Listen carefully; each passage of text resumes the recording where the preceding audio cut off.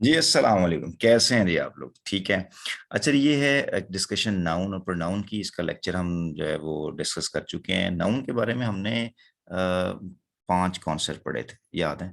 पहला कॉन्सेप्ट ये था कि कुछ नाउन ऐसे होते हैं जो देखने में सिंगुलर होते हैं लेकिन असल में प्लूरल होते हैं।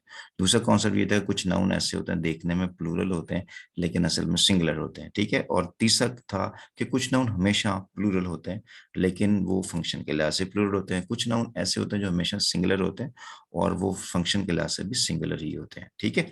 तो ये हमने कॉन्सेप्ट पढ़ा था। अब इसी में ये पहला क्वेश्चन है हमारे पास कि some noun appear to be plural but they are singular. कौन कौन से नाउन है ऐसे? अभी हमने आपको लेक्चर में आपको ये बताया हुआ था। तो देखते हैं क्वेश्चन। द लास्ट इनिंग नहीं होता, ये इनिंग ऐसा वर्ड है जो हमेशा इनिंग के साथ आएगा। तो द लास्ट इनिंग्स, और जब इनिंग्स देखने में प्लूरल है लेकिन इसके साथ वर्ब सिंगुलर आएगा इसके साथ, तो ये हमारा डेल्टा ऑप्शन करेक्ट हुआ। ठीक है जी। नेक्स्ट रूल ये है कि some noun are always used in singular form. कुछ नाउन तो हमेशा सिंगुलर में होते हैं, जैसे नॉलेज है, इंफॉर्मेशन है, वेकेशन है, सीनरी है, फर्नीचर है। तो अगर हमने इनकी प्लूरल फॉर्म बनानी होगी, however to make them plural, वो यूज सम, तो हम उसके साथ कुछ क्वालिफाइंग वर्ड्स लगा देते हैं। जैसे चॉकलेट है तो बार ऑफ चॉकलेट लगाते हैं, सोप है तो बार्स ऑफ चॉकलेट लगा लेते हैं। इस तरह से कैटल है, कैटल्स नहीं होता, तो उसको हमने करने के लिए, काउंट करने के लिए हेड ऑफ कैटल होता है। क्वेश्चन ये है कि हेड्स क्यों नहीं हो सकता? बस ये एक एक्सेप्शन है जो कि आपने उसको याद रखना है कि ये हेड्स नहीं होता, हेड ऑफ कैटल ही होगा।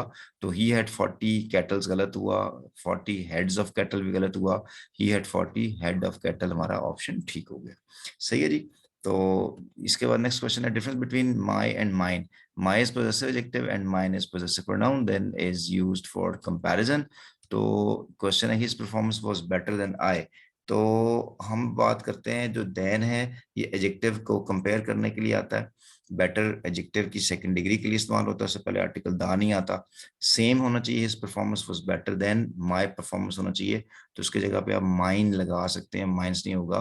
तो ये वाला ऑप्शन आपका करेक्ट होगा होगा his performance was better than mine, या his performance was better than my performance.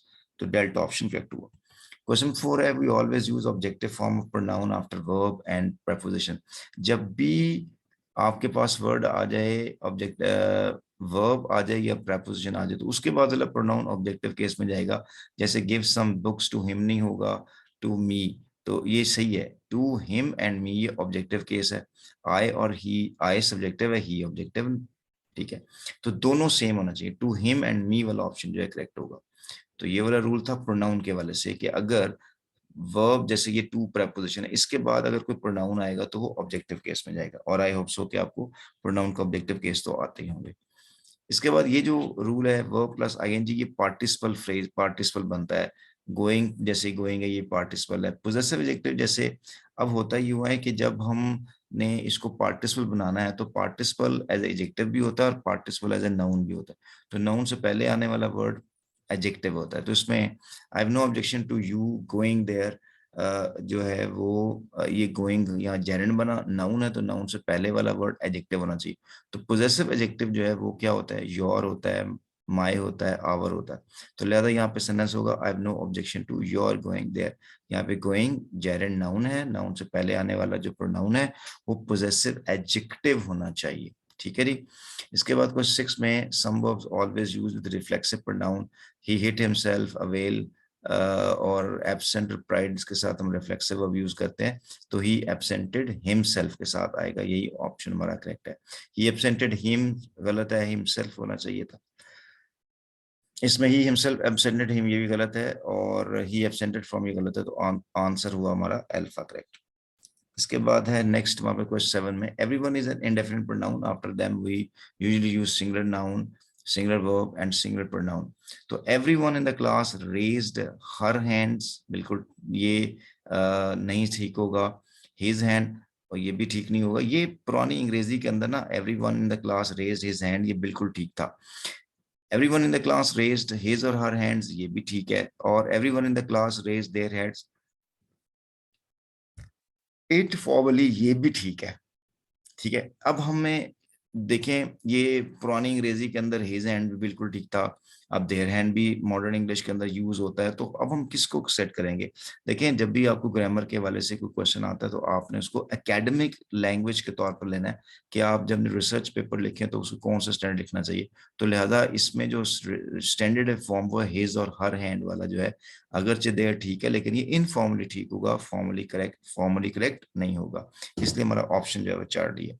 Question 8 में we don't use article with abstract noun, we use article the before superlative degree of adjective. जैसे an honesty नहीं होता, ये abstract noun है, policy के साथ पहले बेस्ट लगा हुआ है, ये सुपरलेटिव से पहले आर्टिकल द आएगा, लिहाजा honesty is the best policy, Charlie option correct हुआ। ऑर्डर ऑफ प्रोनाउंस ये है कि अगर आपके पास एक से ज्यादा प्रोनाउन आ जाए, जैसे आई यू एंड ही है, तो इसका ऑर्डर एक ही ऑर्डर होगा, वो ये कि हम सबसे पहले सेकंड पर्सन लगाएंगे, फिर थर्ड पर्सन और फिर फर्स्ट। तो सेकंड, थर्ड और फर्स्ट ये ऑर्डर रहेगा। You he and I will succeed in getting good jobs होगा। अच्छा, एक और बड़ा मशहूर यहाँ पे रूल आया है कि अगर कोई काम नेगेटिव हो तो हम इस ऑर्डर को चेंज कर देते हैं, आई ही एंड यू कर देते हैं। ये लोकल मेरा ख्याल है कि ये रूल है, इंटरनेशनली किसी भी ऑक्सफोर्ड या कैम्ब्रिज की बुक के अंदर इस तरह का कोई स्टैंडर्ड रूल नहीं दिया हुआ। वो एक स्टैंडर्ड फार्मूला है कि जब भी आपने 3 प्रोनाउन इकट्ठे करने हैं तो यू ही एंड आई के साथ ही होगा, चाहे आपके सेंटेंस नेगेटिव ही क्यों ना हो। ठीक है, इसके बाद क्वेश्चन नंबर 10 है some nouns are always plural and have plural function as well. जैसे एलन विद ब्यूटीफुल स्पेक्टेकल्स होता है ड्यूरिंग लेक्चर, तो स्पेक्टेकल्स होगा, और लेकिन एलन के साथ हम क्या लगाएंगे? वियर्स। तो देखिए हमारा कौन सा ऑप्शन बनेगा? Alan wears beautiful spectacles during lectures, तो ये डेल्टा ऑप्शन हुआ। इसके बाद नेक्स्ट 11 है some nouns do not have plural form, they are always singular and used with singular verbs. जैसे द सीनरी है, सीनरीज नहीं होता, लेकिन ये सीनरी सिंगुलर तो वर्ब भी सिंगुलर होगा, लिहाजा ऑप्शन ऑप्शन हुआ हमारा द सीनरी, सीन्स नहीं होगा। The scenery of Kalam is beautiful, scenes are हो सकता है और होता ही है, लेकिन सीनरी के साथ हम इज लगाएंगे। क्वेश्चन 12 में some nouns are always singular in form and used with singular verb. जैसे वेकेशन होता है, वेकेशंस नहीं होता, तो he spend summer vacation in Swat सीख होगा, समर्स वेकेशन भी नहीं होगा, तो ऑप्शन आपका हुआ बीटा।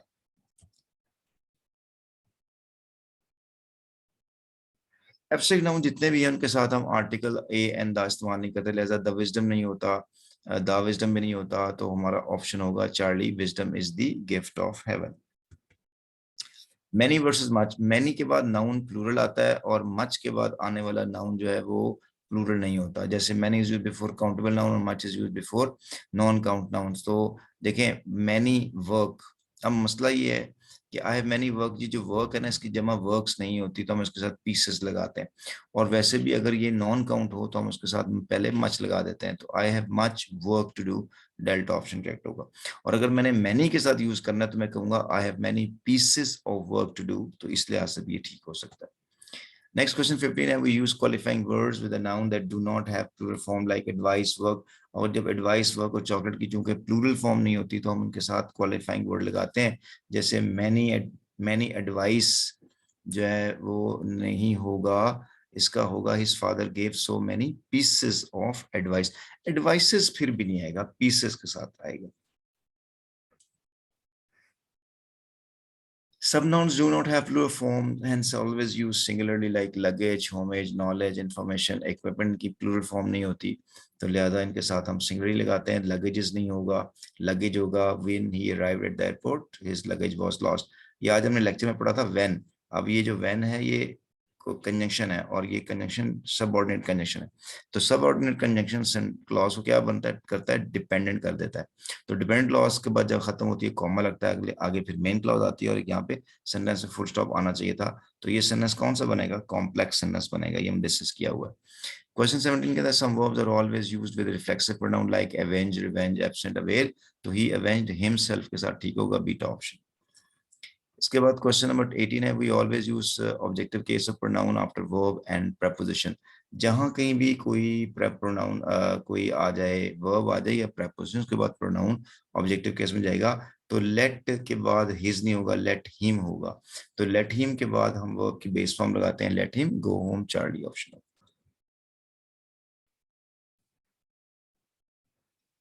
ये भी वही सेम है, avenge, revenge, absent, तो जैसे avenged himself आएगा, he avenged himself at his enemy, sorry, he avenged himself on his army, on his enemy, beat option correct होगा। 18 में we always use objective case of pronouns after verb and preposition, वो same चीज है, let him go, ये वाला बार repeat हो गई। 17 he avenged upon, ये भी जो है वो रिपीट हो रहा है। 19 one of my friends is going, इस रूल को देखिएगा। देखें अगर आपके पास दो सब्जेक्ट हैं, जैसे ये वन है और यहाँ से माई फ्रेंड है, वन सिंगुलर है और माई फ्रेंड प्लूरल है, तो ये जो मेरा वर्ब इज है ये किसके लिहाज से यूज होगा? तो जब भी दो सब्जेक्ट्स प्रेपोजिशन जैसे ऑफ के साथ जुड़ते हैं तो हमारा वर्ब सब्जेक्ट नंबर वन के लिहाज से आता है, तो यहाँ वन इज कमिंग है तो one of my friends is coming होगा। लेकिन ये जो वर्ड है ना, मेजॉरिटी, मिनॉरिटी और सम और ऑल और एरी, ये वाले जो वर्ड है ना, ये ट्रिकी वर्ड है। यहाँ से तो हमने ऑफ से पहले वाला यूज किया, लेकिन अगर मेजोरिटी के साथ बात होगी तो ऑफ के बाद वाला नाउन डिसाइड करेगा कि वर्ब कैसा होगा। तो ऑफ के बाद देखें लिखा हुआ है द स्टूडेंट्स, तो ये चूंकि प्लूरल है तो आर वाला आंसर जो है करेक्ट होगा। तो यहाँ मेजोरिटी के साथ हमने मेजोरिटी के साथ वर्ब नहीं यूज करना बल्कि सेकंड के साथ यूज करना है। सेकंड में क्या है? The students. अगर ये द स्टूडेंट्स प्लूरल है तो यहाँ पे भी वर्ब प्लूरल हो जाएगा, और लेकिन अगर ऑफ के बाद वाला नाउन सिंगुलर हो जाए तो यहाँ वर्ब भी सिंगुलर हो जाएगा। ठीक है, समझ गए ये rule? Majority of the students are होगा, और अगर आ जाए मेजोरिटी ऑफ द हाउस तो फिर majority of the parliament, majority of the parliament तो फिर इज के साथ आएगा, majority of the class was के साथ आ जाएगा। ठीक है, लेकिन majority of students, majority of teachers, majority of people तो फिर आर होगा। ठीक है जी। इसके बाद नंबर 9 जो रूल है हमारे पास 19 हो गया। 20 में we always use objective case of pronouns after verb and preposition, ये भी हमने बात कर चुके हैं, मगर ये फिर रिपीट हो रहा है, ये क्या होगा भाई? 19 और 20, हाँ जी। Article the before a language means a nation, the English, इसका मतलब द इंग्लिश पीपल है। We don't use article the before a language like we speak Urdu, but we can understand English.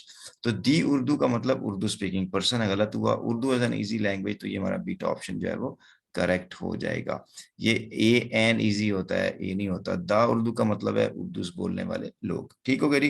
लेकिन ये डिस्कशन कंप्लीट हुई हमारी, और next हम जो है ना वो हम जो आज आपने हमने लेक्चर लिया था उसकी डिस्कशन भी मैं अभी आपको अपलोड कर देता हूँ।